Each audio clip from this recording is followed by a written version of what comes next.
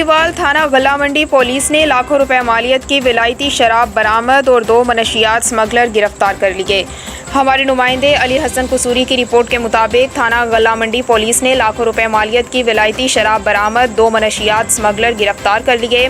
city DSP circle Mohammad Salim Khan ने अहम press conference करते हुए कहा कि